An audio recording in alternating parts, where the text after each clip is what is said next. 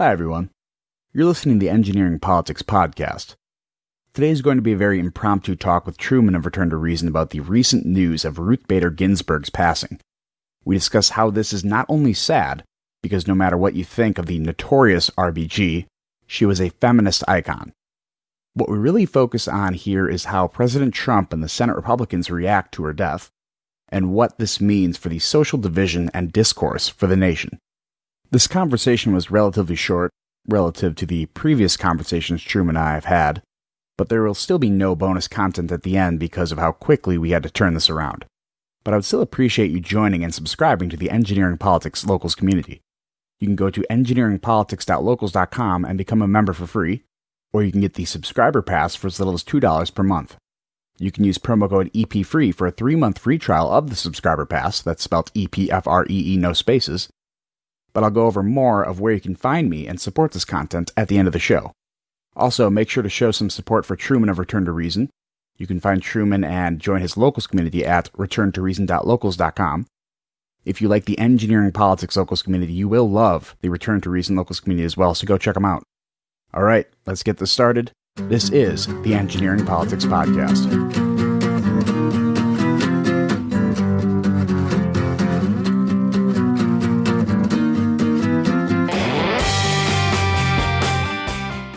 Hello, everyone. Welcome back. Good to see you. Kevin and I are doing a bit of an impromptu conversation here about the stuff with what went down on Friday with Ruth Bader Ginsburg. What was funny is I was kind of having a bit of a freak out anyway, like that day from what was going on. And I texted Kevin. I'm like, dude, should we do a video about this? And he's like, what? About what? I'm like, really? I'm like, Ruth Bader Ginsburg? He's like, oh, yeah, maybe. I don't know. So we talked Friday night, and then we were going to try and do something yesterday. And we didn't end up doing anything yesterday. And so here we are Sunday morning. And one of the things whenever we spoke on Friday night, honestly, I felt like more is like Kevin was just letting me process on the phone with him a little bit because, if you think about our last episode that we did, we talked about what was going to happen after the election, right? After the election results came in or while we're waiting on them, and really tried to focus on a lot of the social tensions that we're already experiencing and the social fabric kind of, continuing to tear, and how the election results, whatever they ended up being, whenever we ended up getting them, how that was going to impact the divisions that are already taking place. And I was just processing on the phone with Kevin of just on Friday of just man, this feels like so much, this is how I felt. So on Friday is how I felt, or I thought I was going to feel on the election day of just nervous, not really knowing what was going to happen, but knowing that I didn't think it'd be good. And so, really this is really our attempt to kind of talk about some possible scenarios, but to try and bring the temperature down a little bit. That was one of the things we talked about on Friday was just, we don't have to have all these super in-depth analysis, but we know that already right now there are people with all these hot takes here, hot takes, hot takes everywhere, right? You get a hot take and you get a hot take and everyone gets a hot take. And a lot of them are inflaming things. And I do have some questions. I want to talk about that a little bit here in a minute, but I told Kevin, and he agreed very much that, for however little impact we can have to bring the temperature down on things, to try and get people to not further lean into a lot of this tribal crap that's dividing us right now. However we can do that, I want to do it. So here we are. This isn't super structured. We didn't talk a lot beforehand. Like I said, we just talked mostly on Friday night. And by that, I mean, Kevin let me process just what I was thinking out loud, just being. And I charge around $150 an hour, so I will be sending you the bill. Oh, I appreciate that. Well, that's less than my psychic charges, so that's good. Actually, it's about comparable. Anyway, okay, so that's kind of a brief, loose introduction of what's going on here. Kevin, what are your thoughts, kind of? So based on our conversation Friday and what I just said, is there anything you would add, or you just want to get into what are your thoughts about what's going on right now? I have some specific questions, but I'd like to just kind of hear your kind of gut, thoughts before we get into that. So, like you, I haven't dived into anyone's analysis. I haven't hopped on to figure out what Ben Shapiro's thinking, or Dave Rubin, or really any of the people who we all know have opinions on this. But I've been gauging people mostly on Facebook because they're people. I know who they are, and I can tell you kind of the history of some of them, some of those people I'm friends with, to let you know, have they been political before, and did this activate them? Because that's what kind of what we were talking about. What are the different activating events that will get people invested and convicted to doing something during or after the election? So going through my Facebook feed was a much better metric than going through Twitter, because Twitter is just a heaping dumpster fire anyways. So it's kind of hard to gauge anything, although I do have a comment based on what I've seen on Twitter as well. But on Facebook, I have personal friends who I've never seen post a political post, and, saying RIP RGB. And, it seems like there's a lot of people who really don't know who she is and just kind of saw the memes about her and, the Slay Queen stuff. And so they kind of reposted that and knew she was like an influential figure, which she was. Like, I want to give her credit where credit's due. I believe the first woman on the Supreme Court. Am I correct by saying that? I want to say she was. I don't think so. No. Well, I don't know. I mean, HBO, I believe, did a movie about her, and so she was a big deal. I know she's a very outspoken person, and she's very influential to a lot of people, even though I personally don't really agree with how she ruled from the bench. But She might have been, actually. I'm gonna look that I up now. want to say she was. So, and now everyone else It's knows close. we did no prep for this. Just two guys, one guy in his bathroom, the other guy drinking a Bloody Mary at 9 a.m. Anyway, yeah, go on. And so are you, if you make your Bloody Mary, right? Yeah, this is the first thing I ate / drank today.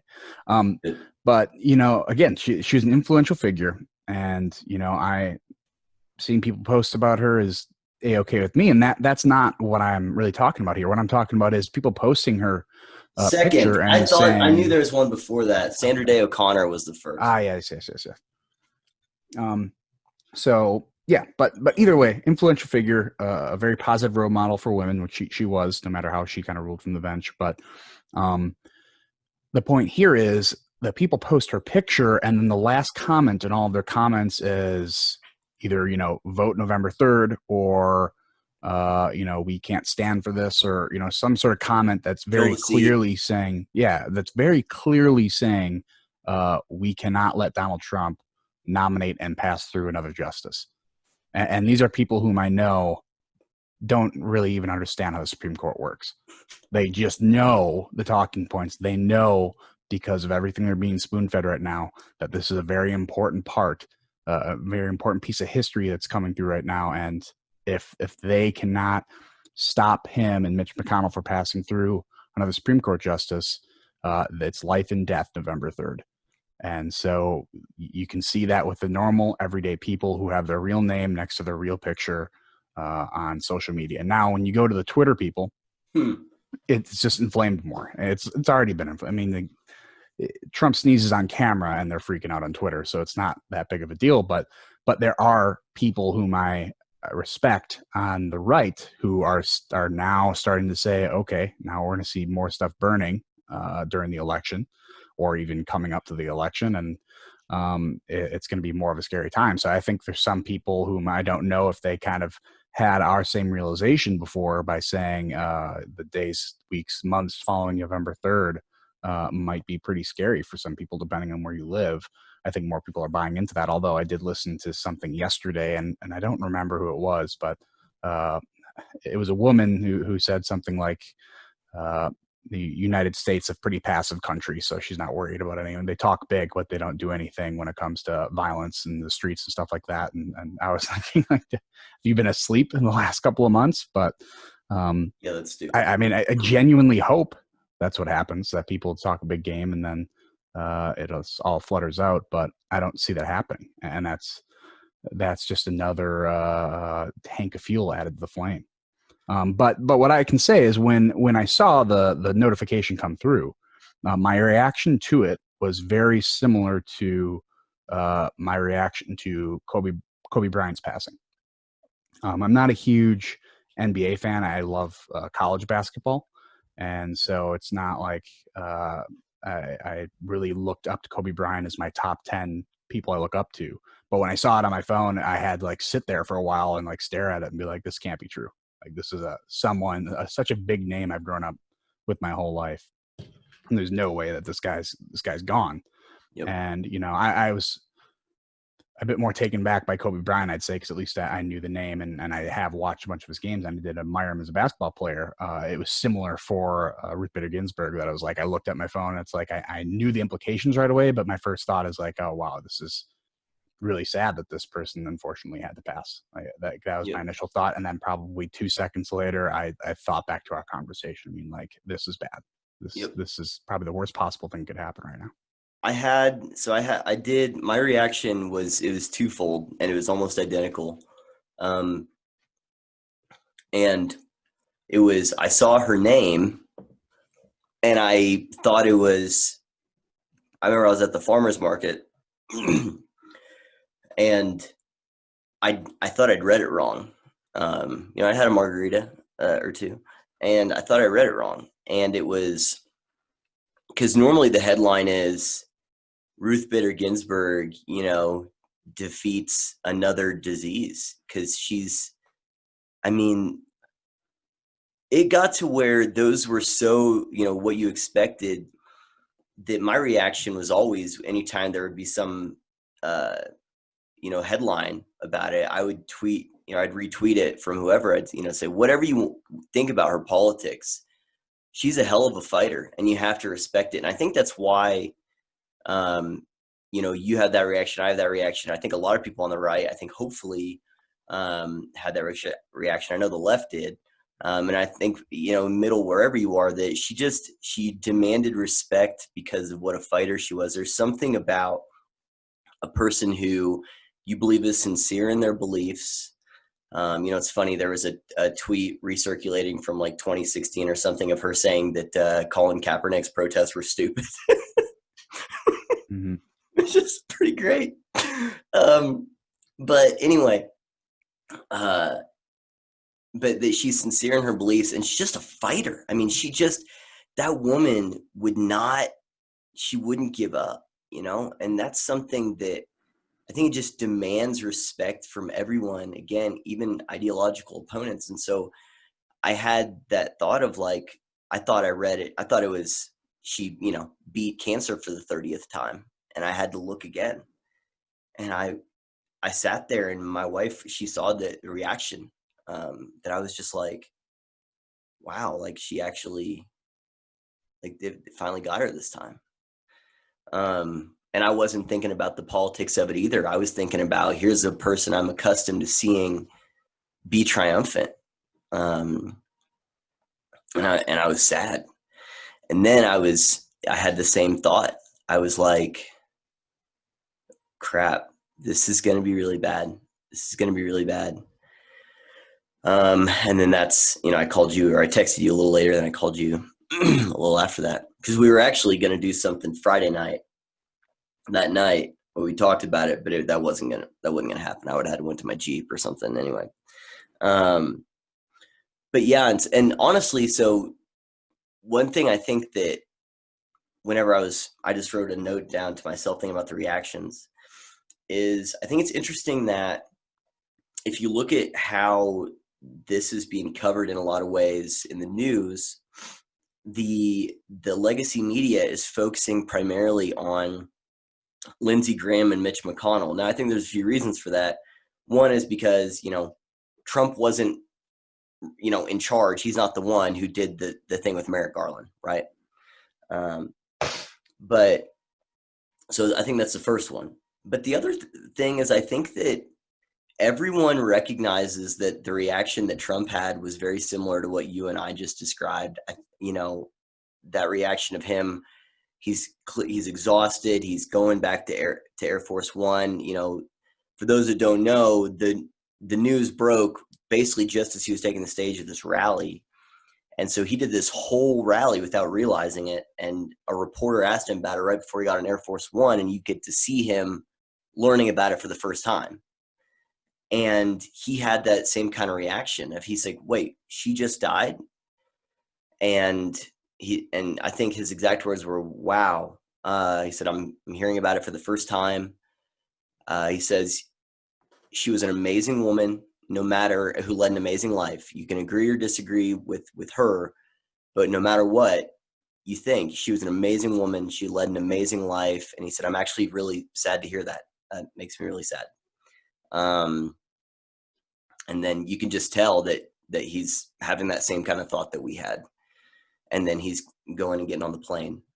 And I think his reaction was so genuine and good, which what's funny is, to their credit, a lot of the media websites did run that clip, but it'd be like way down at the bottom of the article, and it would say Trump's reaction was fill the seat immediately.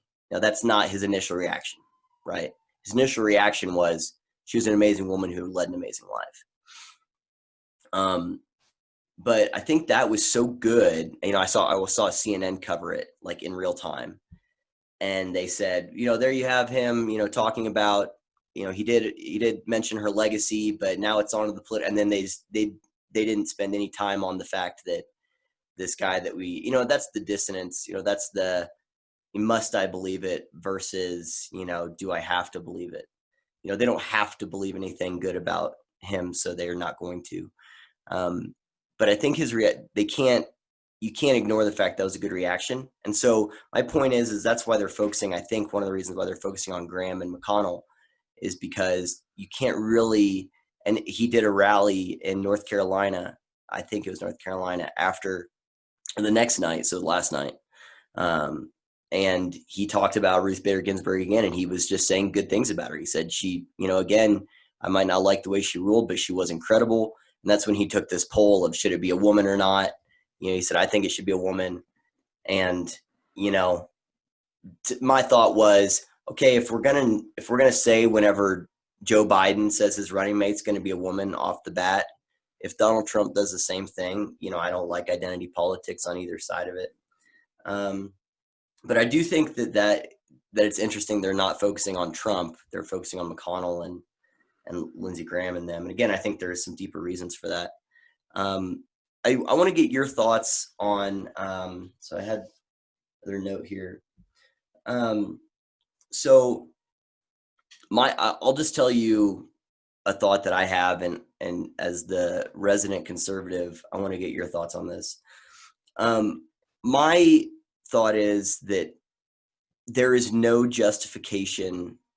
So if we're thinking about now kind of getting into the practical, that there's no justification that that conservatives can give for what they did with Merrick Garland that is going to square with if they try to force through a Supreme Court nominee right now. I've seen a lot of people saying, and Matt Walsh has been particularly egregious on this. I mean, Matt Walsh is being really a nearsighted moron, I believe, right now. And I like Matt, but I think that he's just, I mean, I don't know if you've looked at his Twitter lately, but it's been, so here's what I'll say, and I want to get your take. Again, sorry guys, this isn't scripted or anything, we haven't prepped, but do think this is important. So what I've seen the right trying to justify is they say, no, the McConnell rule is if the White House and the Senate are held by different parties in an election year, then you can't do it. And so they're trying to make these weird justifications for it, right? And Merrick Garland, again, I think it was about an 11-month affair where they did not approve of him, didn't get him through. Now, in all fairness, the reason why that happened was because before that, Harry Reid getting rid of the fact that the Republicans can get through their nominations is because Harry Reid killed the filibuster on it. So, this goes both ways. But with the Merrick Garland thing, there is no logical or principled way to make a defense of what they did with Merrick Garland and then also say it's okay for the conservatives to push through a Supreme Court nominee right now. And I'm talking about to approve one, to actually get them on the bench.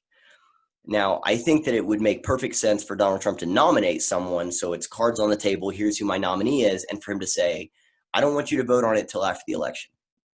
Because I think it makes them look, I think, a little better, and it also helps the Senate seats to maybe help the Republicans keep their Senate seats and not get the Senate flipped on them. But I think it largely is a principled thing, and I've seen a lot of people like Matt Walsh, say, no, I don't care, ram it through, get someone on there. He said, call us hypocrites. I don't care. Yeah, we're hypocrites. That's the point. This is politics, and just saying these things. And I have some thoughts on that, but first I want to get your thoughts on, just that, because to me, again, I just can't square what they did with Merrick Garland with trying to fill the seat right now. I'm not talking about a nomination. I think a nomination would actually be a good thing. It would be smart. Because then you can just run on it. And again, it would make Trump look at it. He'd say, I don't want to ram someone through right now. Let's just, but here's my nominee. And then after the election's over, the Senate can deal with this. But I want to get your thoughts on that in terms of this situation with the Merrick Garland thing. I wonder what do you think about all that, man? Because it looks really bad to me as someone who at the time was looking at that going, this is wrong. And I still think that it wasn't good what they did. And I think it'd make them look like everything that the Democrats say they are if they just rammed someone through right now. And I have other thoughts on it, but I want to get your initial thoughts there. So as I think I mentioned to you on our conversation on Friday, I thought the best thing we could have done, because again, looking at the notification, seeing she passed away, being sad from that, and then immediately thinking, how is this going to ramp up tensions? How is this going to create a more strong primer for November 4th? The best thing Trump could have done is to say, I'm maybe I'll do a nomination, but I don't want the Senate to vote, or just to say, I am so confident that I'm going to win, and this is going to be such a good thing to run on that I'm just going to keep it out there and make sure the American people can have more of a say in it. So I think that would have been a smart move, but like immediately, it came out that he's willing to nominate and McConnell's willing to pass it through. So already there, that kind of blew up. Now, when it comes to the actionable actually doing it, to me, the way I see the Supreme Court is they should all be conservative justices. I mean, that's what it's for. They should all be strong believers in the Constitution and want you mean to hold up originalist when you say that, right? Yeah. Like they could have lots of different personal beliefs, but but they should not believe that they should be able to change, or they should legislate from the bench. Yeah, that's what they should not be doing. And I'm not saying Merrick Garland was that way. If I remember correctly, he was kind of a centrist. He wasn't super liberal. Right. But the problem is when you're nominated by a president, you're that president's nomination for life. So he'll always be known as the guy nominated by Barack Obama, right? So he's going to have an obligation to vote a bit more liberal on some things. So that's what you're going to get with him. But in terms of what the Republicans can do now, I mean, my thing back in 2016 was just say it's the rules of the game. You're playing the rules of the game. You happen to have the advantage right now, and you're going to push a nomination through. Don't try to justify it with some sort of weird principle. Or their excuse now is the lame duck principle, lame duck president. If you know the president's leaving, you shouldn't be nominating him. And so their kind of justification is, well, Trump can get elected for a second term, so he's not this lame duck president who's not going to be able to do anything. He's not going to have another term. So they are kind of assuming, well, he's going to get reelected anyways, so we're going to push it through during this term. So I think that's their justification, or that's what they're using now. It's not particularly good, but that's what they're saying.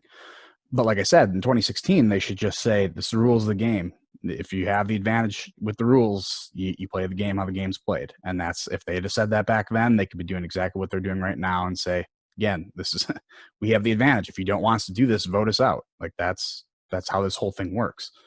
So I think if they would have used that excuse, it would have certainly made it easier now, but they dug themselves in a hole, and it's going to be hard to dig themselves out. Yeah, I think it's that. Here's what I've seen, and I don't disagree with it, and it's also not the point. I've seen lots of them say, well, that they would do the same. I don't think I disagree with that. I also don't think that matters. I think that again, if they would have been honest about, like you said, with the Merrick Garland thing, that'd be one thing. But they tried to come up with all these justifications. And it's, whenever you can tell someone is just trying to backfill their excuses for doing something selfish, or something opportunistic, those are the people that you really kind of detest. It's the ones who are like, yeah, man, it's kind of, that's how it is. I'm going to do that. That you kind of at least respect the honesty a little more. So yeah, that part is really frustrating to me. And what I told you, I think this part in my mind is the most important component, what I'm about to say here. And this is what I told you on Friday night. And that was, I think we can learn a decent amount from, I do everything through metaphors all the time. But Bill Burr has this great joke.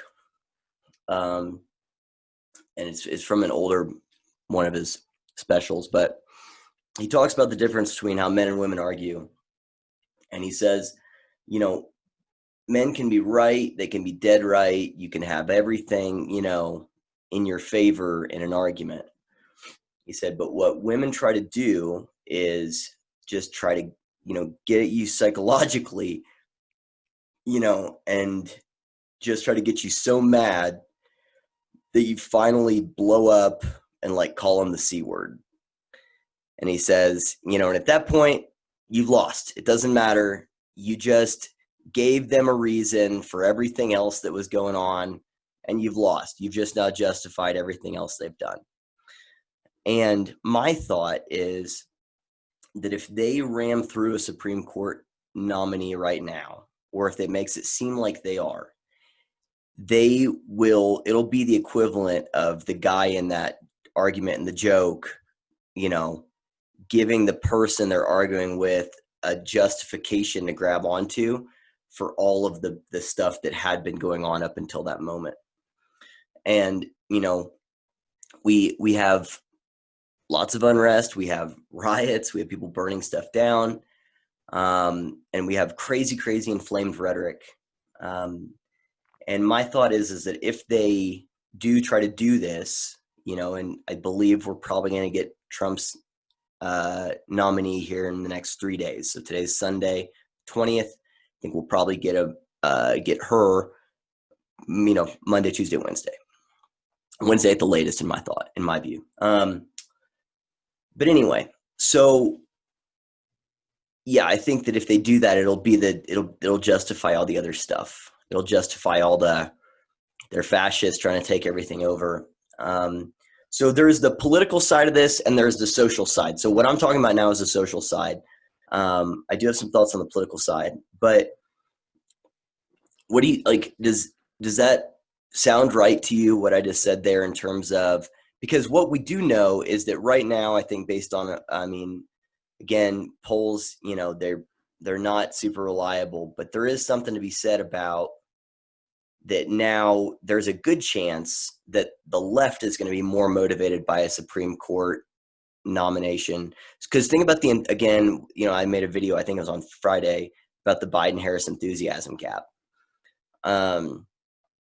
And they're not very motivated by Joe Biden and not very motivated by Kamala Harris.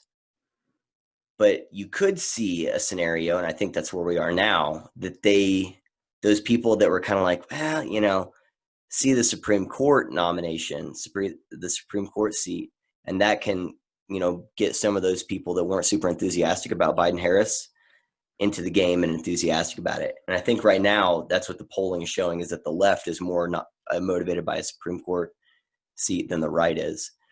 So that's the social side of it. What do you think about that? Does that make sense? Or am I off? Like, do you think it matters? Like they've been justifying. The other side of that is devil's advocate against myself, is that they've been using things that don't even exist to justify it, right? So saying that Trump is sending, brown shirt secret police, in, which is really just, federal law enforcement to protect federal property. It's a pretty normal thing. So they've been, grasping at straws for a long time. So maybe this isn't as big of a motivator or justifier as I, might think. But anyway, I think a lot of the talking points that the Harris Biden ticket have been have been doing is the stuff you're talking about. Kind of stuff they're pretty loose with. It's not very difficult to argue against it. Kids in cages, and they're like, okay, those pictures are from 2014, and then you bring up almost any topic or talking point they have against Trump, and most of it is silly stuff that's pretty easy to refute. This gives them a weapon that is real. Everyone understands it's real. Now, people have an opinion on it, but Trump's not going to be able to just dismiss him and say, oh, you're fake news. Like, it's like, well, no, this is actually happening right now. And now that you actually give him a real weapon to wield, it's going to make his candidacy more powerful. I mean, plain and simple, no matter what your opinion is on it, it's going to be something tangible that the voters or potential voters or people who may not be motivated to vote right now can see, feel, and touch. It's there now. So he does have a weapon that he can utilize, and it's just going to make his candidacy more powerful. This is definitely a bigger advantage, I would say, for Biden than it is Trump. What do I call the Lincoln Project conservatives are out there saying like, we want him to get a nomination through. Like, they're actually like saying, like, let's get him a Supreme Court justice. One, because it's going to be a conservative Supreme Court justice, so that's kind of a win for them. And two, it's like, well, that's what all the Trumpsters want. That's what they say they're running on. Well, he might be a guy of low character, but at least he'll get Supreme Court justice through. And their logic is, well, if they get one through, then they have no justification for voting for him anymore, which to a lot of people are like pushing back inside of those groups, saying, like, how dumb do you think these people are? Like, it's not, this is one of the things they want, but they think like, oh, he finally got his third Supreme Court justice through.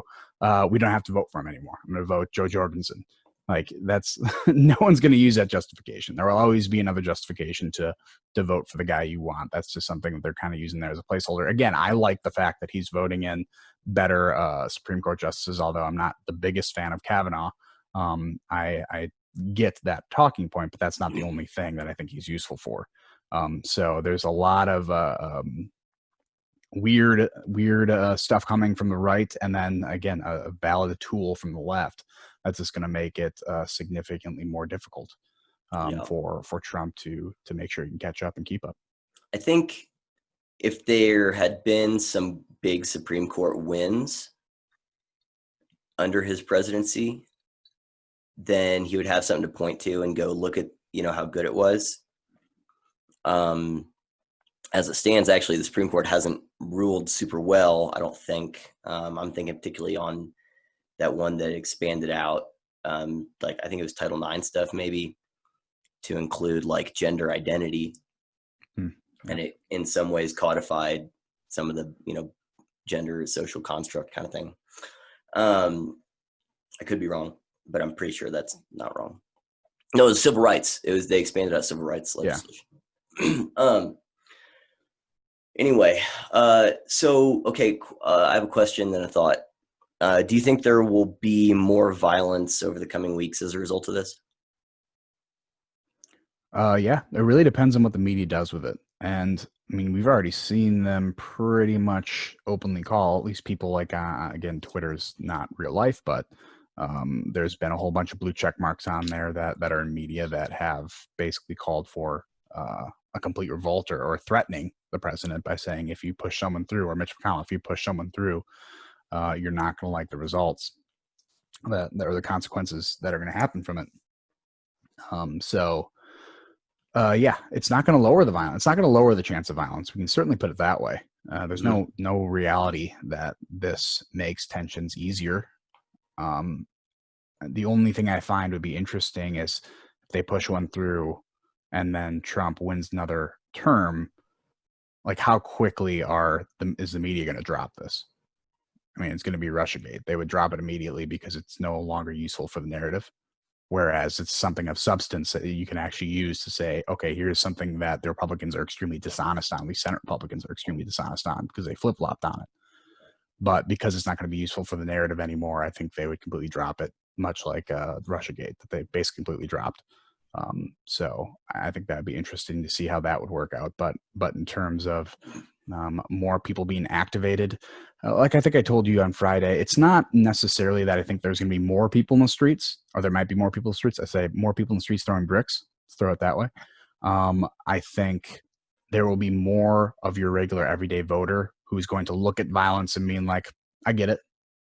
Yep. That's I think the key factor here. I think that is the group that will significantly increase from this. It's not the people who are out there throwing bricks. It is the people watching it on TV and being like, I get it. And that's a problem. That's just as big of a problem as someone throwing a real brick too. I was listening. It's societal permission. I was listening to Brett Weinstein and his wife, Heather Hines, podcast the other day. And Heather was talking about how there was a point in her life, or there was a point in time when she looked at some of the rioting, and I think she was talking about like maybe some earlier stuff, maybe even like back, or 2012, 14 kind of stuff. And she said, I might not agree with the tactics, but I thought that the cause was good. So I was kind of okay with it. And then she went out and talked about Evergreen and how she realized that actually, no, the cause wasn't good. But the point is that that's a very smart person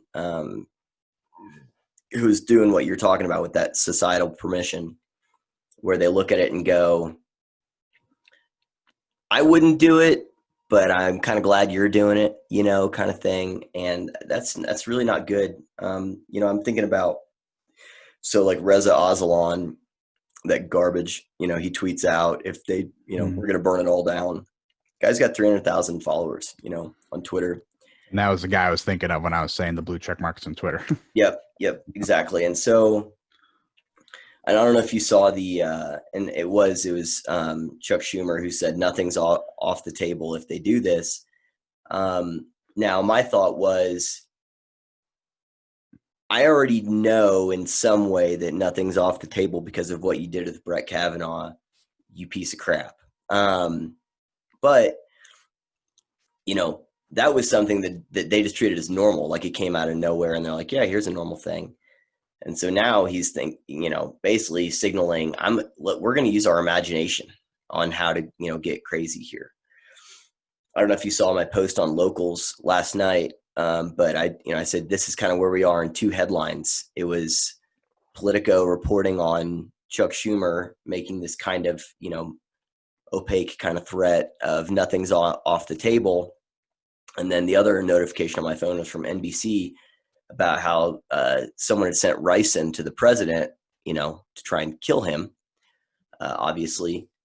But NBC used this kind of plucky, alliterative language to describe what is effectively an attempt at the president's life. And I thought, this is our language does have consequences, the speech is violence, all that stuff. Obviously, I don't agree with that. But there is consequences to just inflaming, the tensions and using all this crazy rhetoric. It was whenever NPR tweeted about that ricin thing, I think I retweeted it and said, wow, that's so crazy that the person you guys have been, basically saying is a Nazi, bigot, fascist, racist, creating concentration camps, using secret police forces, and he wants to stay in power forever. That's so nuts that someone would make an attempt on that person's life. Like, wow, what a crazy scenario. It's like, no, that's actually the only thing that makes sense if you believe all that rhetoric. I think I told you it was quite a while ago. I was having a conversation with someone who was doing the Trump is Hitler kind of thing. And my thought was, if you actually believe that, then you should be activated. Like if I believed that, I would be doing everything in my power to get that person out of power. So either you don't believe it or you do believe it, but you're a coward. But it's one of those two. What was funny is I think it was on maybe Thursday or Wednesday before the stuff with Ginsburg, one of the Huffington Post videos, not Huffington Post, the Young Turks, which of course is going to be, but it was something about how something with, Bill Barr, about how Bill Barr did something that takes us one step closer to Nazi Germany. And that was the exact name of the video. And I know it's Young Turks, but that's the kind of rhetoric that we're just used to. And so it does demand action, I think, eventually, where you start to kind of buy into the premise. And so, whenever you have these people using this kind of rhetoric, like Reza or Chuck Schumer, I mean, it does have consequences, and so that's kind of the social part that worries me is, yeah, there are going to be people, I think what we talked about in that last one was, moving people from, watching the game at home to going, showing up and being in the stands, then going from the stands, to the coaching or to the cheerleading, and then to eventually to playing on the field. I could see this bringing a lot of people off the bench and into the game. In terms of so here's the other question I had for you that I'm just really confused by, because again, you're the resident conservative here, so I'm trying to wrap my head around. And again, I'm thinking about people like Matt Walsh.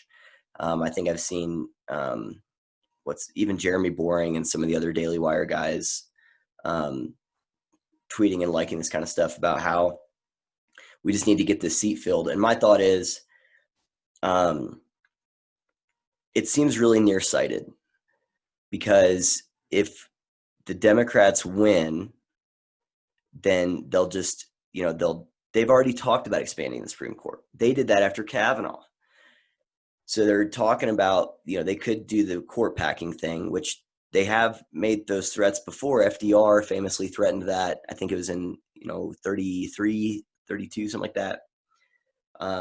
Whenever he was trying to get New Deal legislation through, and the Supreme Court was like, no. And he said, well, I'm just going to add, I think what he was going to do is he was talking about adding a retirement age where a lot of them would have been forced into retirement, and he could just put more in, and then maybe doing that with adding more to the Supreme Court. So my thought is that if you do this now, you give them justification to start fiddling with the Constitution, like in a substantive way.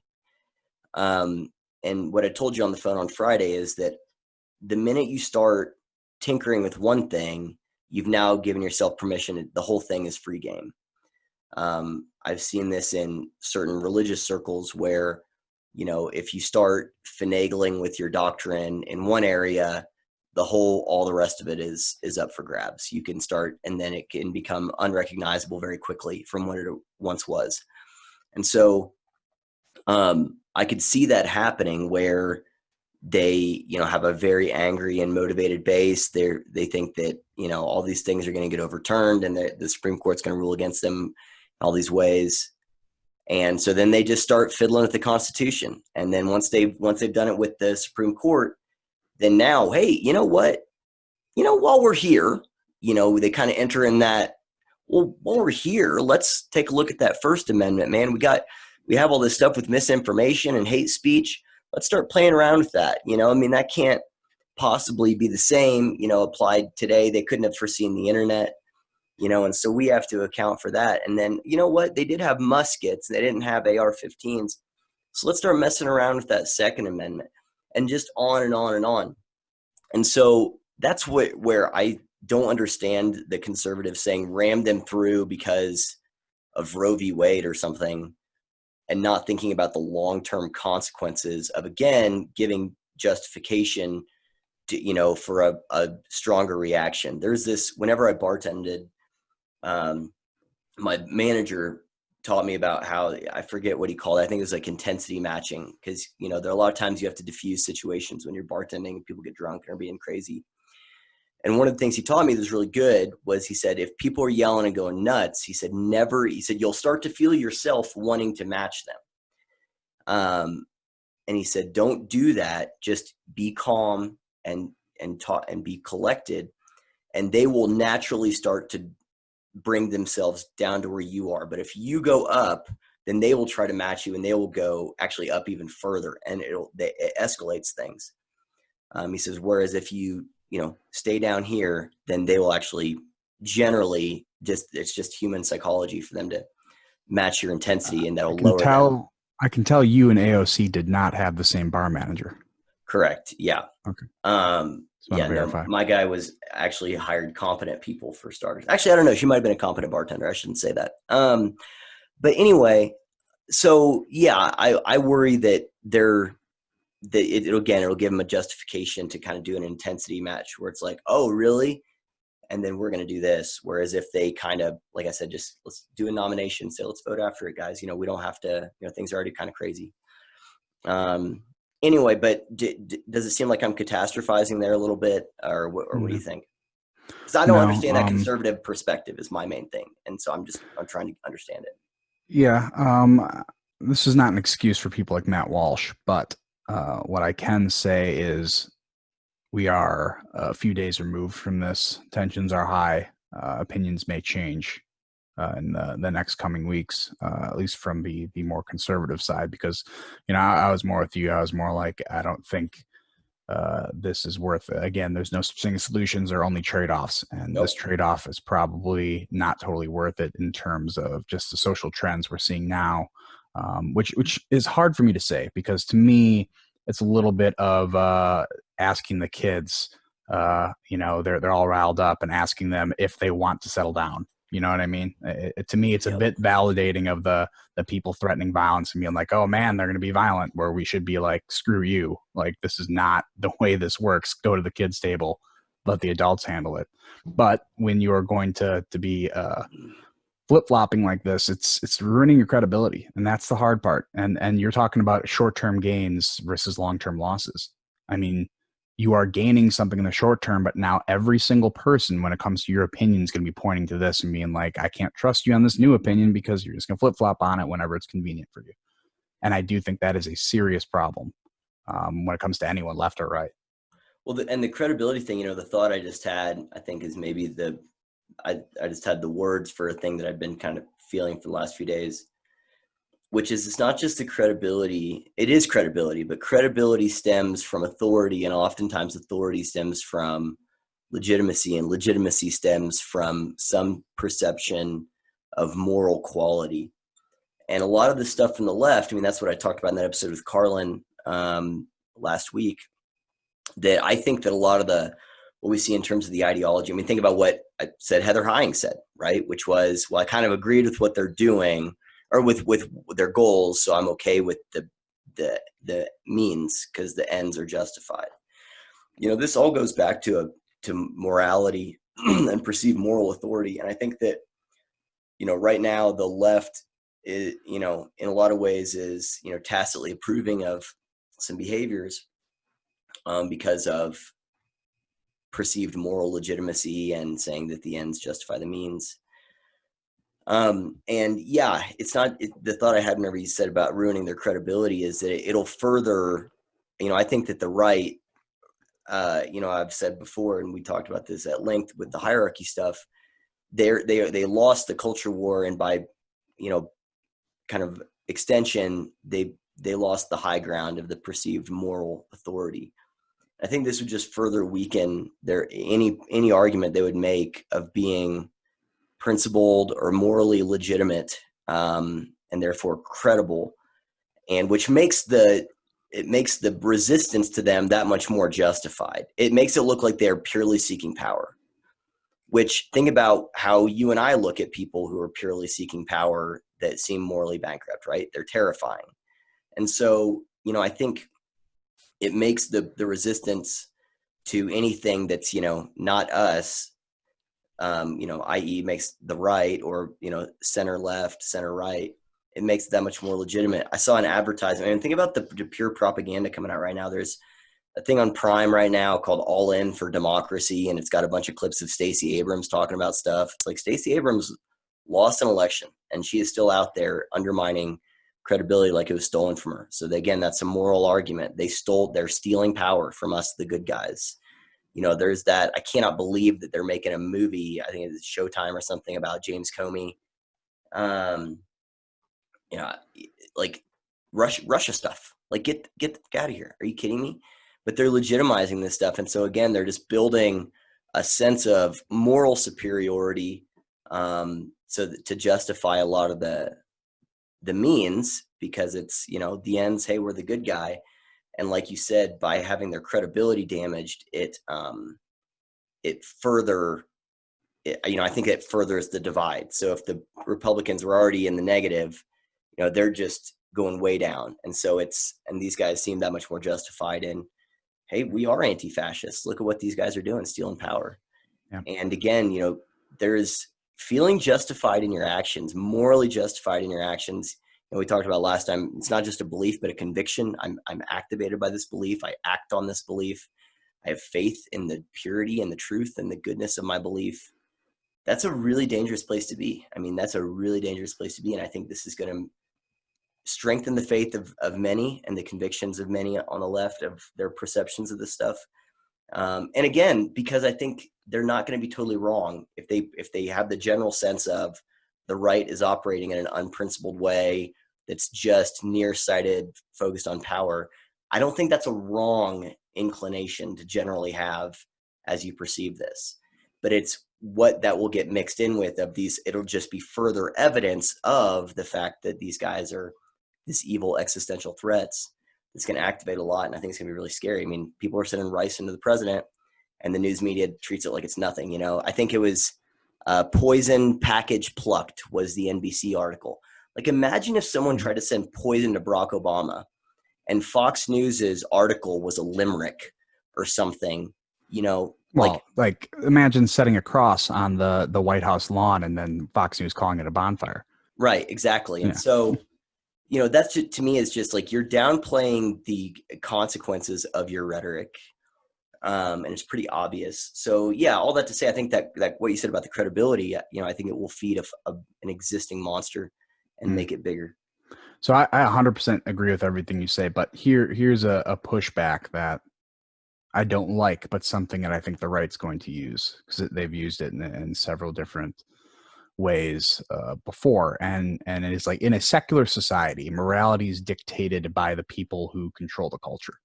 Yeah. So my argument as a Matt Walsh would be, intellectual dishonesty is not frowned upon by the left.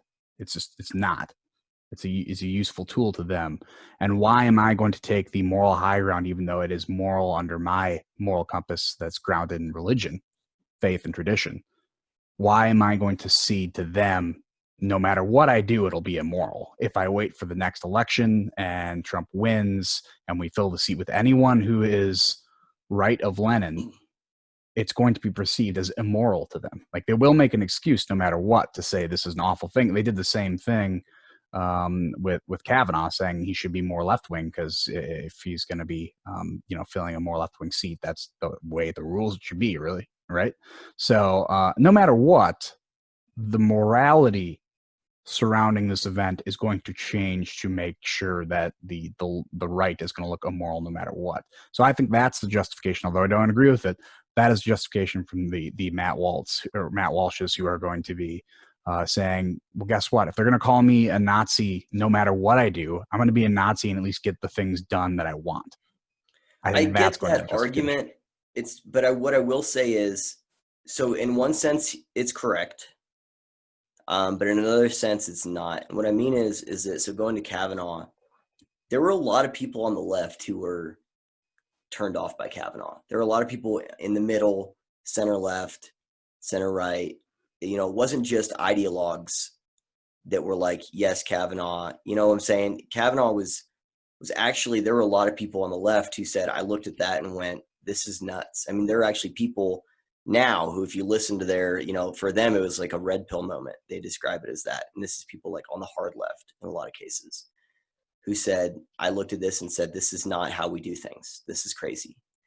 And so there are certainly people who, it doesn't matter what you do.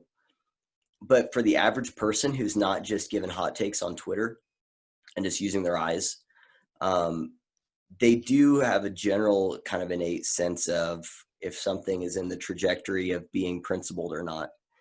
And I think just as, there were people that, absolutely intellectual bankruptcy defending what was going on with Kavanaugh, there were also a lot of people. I mean, I think that Trump's numbers and the midterm election was actually going to be really good for conservatives with Kavanaugh. And then there was something that happened, I think a week or two later, I can't remember what it was, like some border stuff, maybe, I can't recall, that switched it back in the Democrats' favor.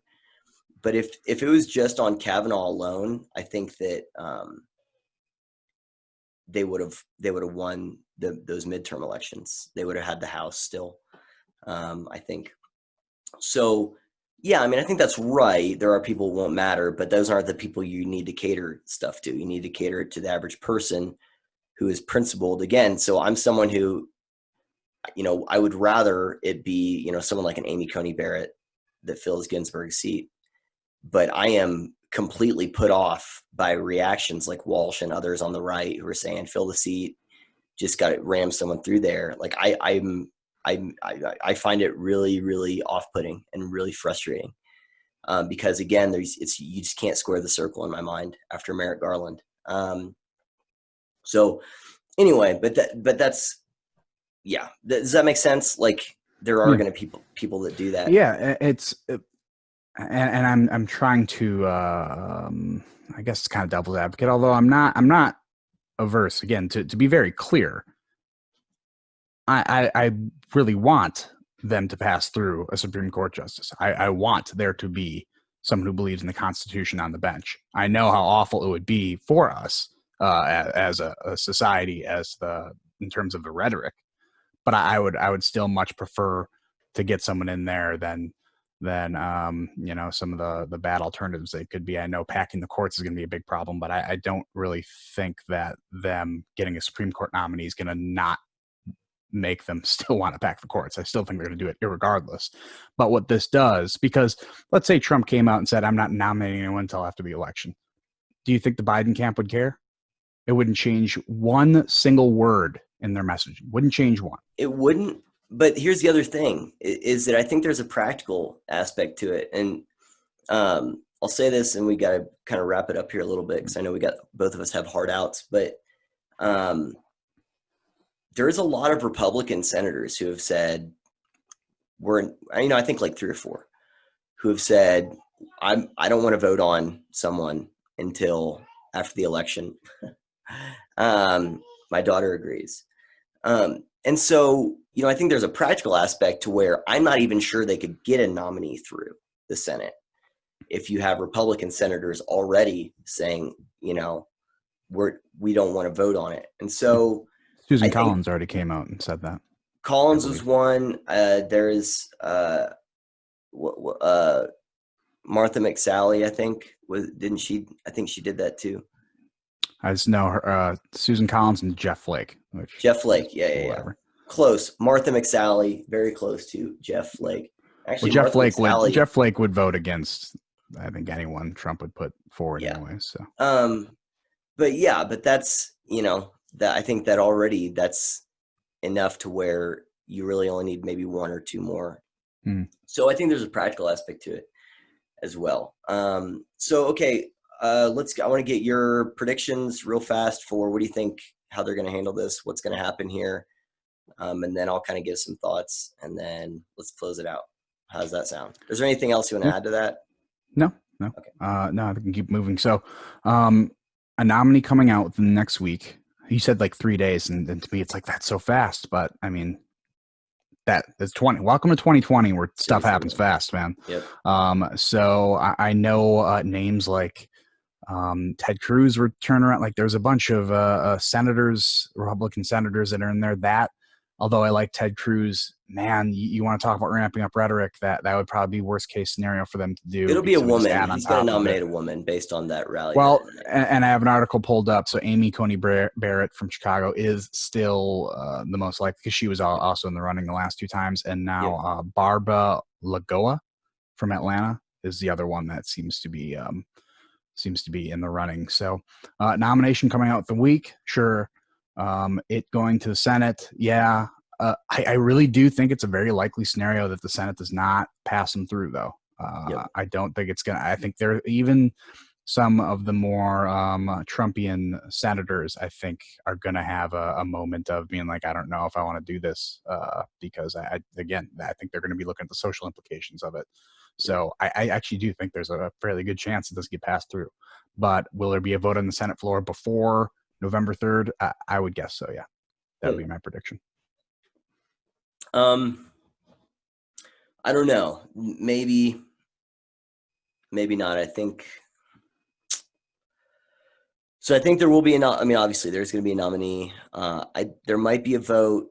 I think that what's crazy. So here's a funny thing. I've seen some articles coming out of the left saying if we have 8 seats on the Supreme Court and these cases make it to the Supreme Court before it's filled, it's going to be really bad for the left. So it's weird, right? Mm-hmm. So they're like, we need this seat, but we don't want it filled by this. You know what I mean? Yep. So I don't think we will see a new justice confirmed. They might take a vote on it. I don't know. I don't think it'd be smart for them to try and do that. But like you, I do think there will be more violence. I think that, I don't know if you saw this, it was like last night, Ted Wheeler. So 2 things happened. Ted Wheeler tweeted out that because of light pollution, people need to turn their lights down or turn their lights off because of light pollution. And also, killing the penguins, man. That's right. And Andy Those penguins flying in the air. Tweeted about how Antifa was going to do a vigil for Ruth Bader Ginsburg. I think that was on the same night. I think it was. And I'm like, let's turn all the lights down so there's even less ability to see all of the crap. I guess if a building's on fire, one would argue that that's actually a better light source than the light pollution. It's a lot of carbon emissions though coming from that. True, that's true. But it's all in the name of justice. So I am worried about there being more violence. I think, I tweeted this out. I was talking to someone, a friend of mine, and he was like, "What are you worried about, man? You live in this red state. You're, kind of out in the middle of nowhere. Why are you worried?" And I said, "Man, it's not just about me. I'm worried for the country of what's going to happen here. Where both sides are going to feel like there's even more. Like, how on earth?" I did not expect both sides to now feel like there's even more riding on this election, which is going to make what we talked about last time that much more intense, because neither side's going to feel that the results are valid. And they're going to feel like it's not just the presidency, but it's going to be the Supreme Court, And I think, we're also forgetting that there's, senators and congressmen on the ballot. And so it's not just the presidency, but the ability to potentially impeach the president and pass all this legislation we're going to do. So there's just going to be so much more happening, and it just adds to the chaos. I'm worried about that.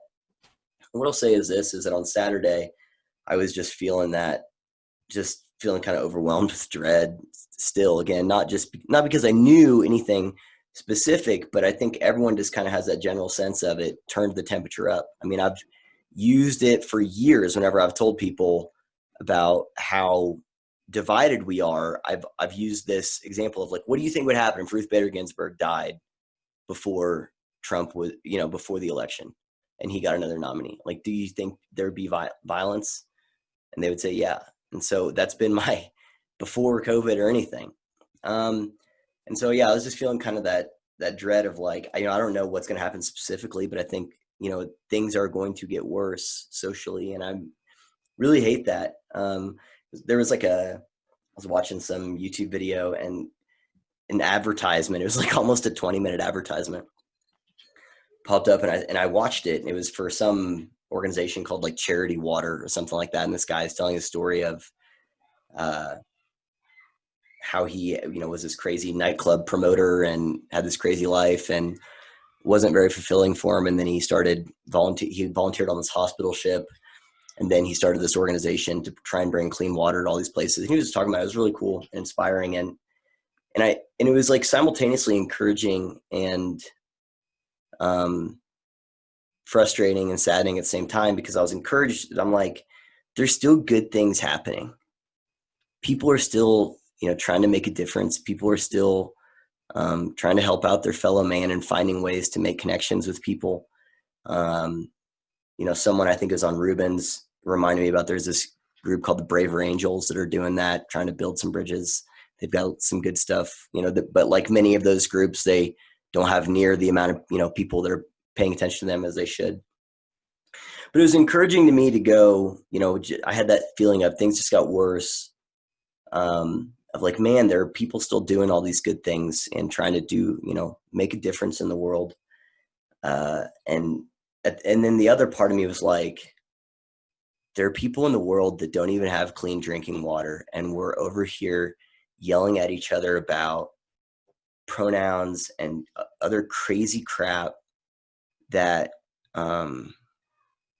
it's like so ratcheted up, and you see these videos of people like crying and screaming about Ginsburg, or there was another one of some woman talking about like, hey, maybe we can have a conversation about how good, the Democrats nominee is when the opponent isn't a fascist, and it just made me sad that people just don't understand how good we have it here. And that we are so just looking. And I saw a tweet, or it was a joke. Someone, posted like a joke someone had in a special that said, somewhere there's this poor bastard sitting by a waterfall without a cell phone that doesn't realize how angry and scared he's supposed to be right now, and just the people, we don't realize how good we have it here. And that, if we fall, if the West, if America falls, if our principles fall, if our founding doctrines fall, that there are people around the world that are legitimately afraid of what happens if America crumbles. Because of the responsibility we have, because of how unique we are, from a world leadership sense. And I've been told that and heard that from people in many different Western countries. And so it's frustrating and it's really heartbreaking to see us tearing each other apart over this. One, because there's way bigger problems in the world right now, and we could be using our resources and our intellects and our energy to, bringing clean water to places, for example. And then we also are just so generally ignorant of how good we have it and just take it for granted. And there's real consequences. And so, it's encouraging, but it's also discouraging, because I do think things are going to get worse here, and they shouldn't. They don't have to, but they will. So anyway, that's kind of my thoughts on that. Kevin, do you have any other thoughts to close us out here? Well, man, that was a great way to end a podcast. I had two thoughts that I thought we could do, try to do rapid fire thing. One of them was something I can't really believe we didn't address, and that is the dying wish of RBG. I'm assuming you've heard of that. I have. Yeah. So Irrelevant. on her deathbed, right? Yeah. My most feverish wish is that I will not be replaced until a new president is installed. Yeah. And that's been verified by different people. So just real quick take on that. Again, respect the woman. Great. I think that was not a useful thing to say on your deathbed. Just not good. And I would argue, although she had recently passed, a bit classless. That's something that actually made me, I looked at that. I'm like, oh, what a crummy thing to say. That's just, that's going to make everything worse. And now that's just like a parting thing to oh, here's a bit more fuel. Just throw it on the dumpster fire. And then my other thing was 4-4 decision that could result in an election that's contested if it goes that far. Yep. I had that thought the other day of like, okay, so if it's a contested election, what is it? And you don't pass another one through, which is going to be another connection that the Democrats are going to make. Like if they push another one through. Yeah. So those are two things we didn't talk about, but that's fine. Yeah, the dying wish thing. I mean, I agree. I just, it's irrelevant. It's not, your dying wish isn't tethered to policy. So whatever. I'm not going to judge her based on that. I don't like that she said it, but if you're on your deathbed, you're probably not sitting there thinking about anything other than just what's on your mind, in all fairness. So, and I think, she was just being honest. We all know that's what she was hanging in there for. She said she wanted to make it to, it might've been Kennedy's age of retirement, which I think was like 88 or 90, which that wasn't going to happen. But anyway, but yeah, that like you said, contested, and then now you got a tie in a contested election. It's really bad. So anyway, all right, guys. I think that's a good place to end it. Just, what we'll say is, one, thanks for watching. And, we'll put the links in where you can find us, this point, hopefully, but Kevin there's a reason I'm asking him all these questions about as a conservative, right? Because that's not what my background is. And so, he has got a lot of great resources on his locals page, engineeringpolitics.locals.com. Follow him on Twitter, ENG_politics. He's also on YouTube, Engineering Politics, ThinkSpot. Just take Engineering Politics, plug it into the places, the thing, and you're good, except for Twitter, ENG_politics. Go check it out. I think he's finally finished his Ibram X. Kendi anti-racist book reviews. So for no better reason, go and check him out to support the fact that he did that so you don't have to. Anyway, and then for me, Kevin, I hit all the spots, right? You hit them all. And then, make sure to get Truman, returntoreason.locals.com, My Mundane Mind on Twitter, then Return to Reason on ThinkSpot, all the other YouTube. And then make sure to go check out, if you haven't already, his conversation with Dr. Carlin Barasinko. Barasinko? Did I say the last name right? Barasinko, it's fine, yeah. Barasinko, yeah. But make sure to check that out. It was a really, really good conversation.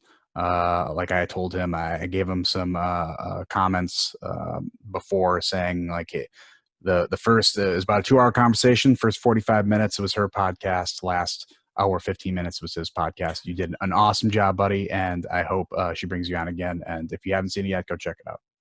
Thanks, man. I appreciate that. All right, that's it, guys. I'm going to stop recording. But before that, just again, be good to each other. We can't control the fact that people are going to use this to throw more fuel on the fire, to further kind of divide us and get us just pissed off at each other and hating each other. We can't control the fact that they're going to do that. We can't control the fact that our political class might make decisions we don't like, that, might make us actually kind of angry. We can't control that. We can't control how we treat each other. We can control how much we let it affect our relationships with each other. And it's already so tense right now. We can only control ourselves. And so we just encourage you guys, be good to each other, try to be respectful to each other. Don't feed into it. Don't feed the trolls. We're in this situation because of people that are tried to use all this stuff to divide us and get us to hate each other. They've had their time. It's time for the sane people to actually be the ones directing the conversation. So let's do that. Let's be good to each other. So anyway, all right, that's it. Thanks for watching. Check you guys later. Peace. All right, there it is. I hope you enjoyed that conversation. Make sure to join the Return to Reason Locals community and show Truman some support. You can go to returntoreason.locals.com to support his locals community, and you can also find him on ThinkSpot and YouTube by searching Return to Reason. And you can also find him on Twitter at MyMundaneMind. And as I said at the beginning of the show, I want to take a quick moment to share different ways you can help support this content. There are a few easy ways to do this. You can follow me on Twitter at ENG_politics. You can give me a follow on Parler at Engineering Politics. You can join the Facebook group named Engineering Politics, where I share and discuss content with the Facebook community. You can also subscribe to my video channel on YouTube under the channel name Engineering Politics, where you can find the video version of each podcast. I'm also active on ThinkSpot, which is a discourse-generating application that promotes intelligent and honest conversations while discouraging the trolling and nonsense found on most social media platforms. You can find all of my podcasts and videos on there as well. But the best way to interact with me, get the newest content, and support this podcast is the Engineering Politics Locals community. This is an amazing community that goes far beyond just a membership platform intermediary for creators. It allows followers of this content to get together and discuss the newest articles, podcasts, and videos all in one place. I strongly urge you to join the Engineering Politics Locals community at engineeringpolitics.locals.com. You can become a member for free, and now you can get a 3-month free trial when becoming a subscriber if you use promo code EPFREE. That's spelled EPFREE, no spaces. I would love to have your support with your subscription so this content can remain independent and keep growing. Monthly subscriptions to the Engineering Politics Locals community start as low as $2 per month. So I hope I can count on your support so I can start making higher quality podcasts and subscriber content like the bonus content at the end of most shows, and the new video series, the EP Zone, available only in the Engineering Politics Locals community with a subscription pass. I appreciate your consideration. Let's build a community together. Thanks for listening. This is the Engineering Politics Podcast.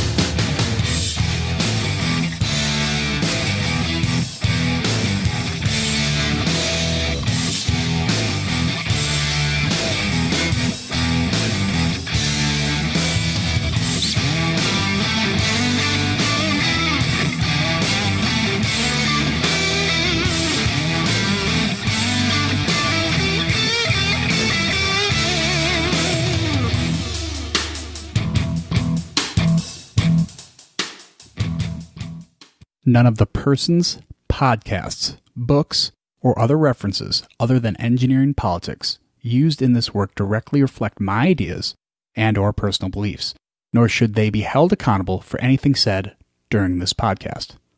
Thank you for listening.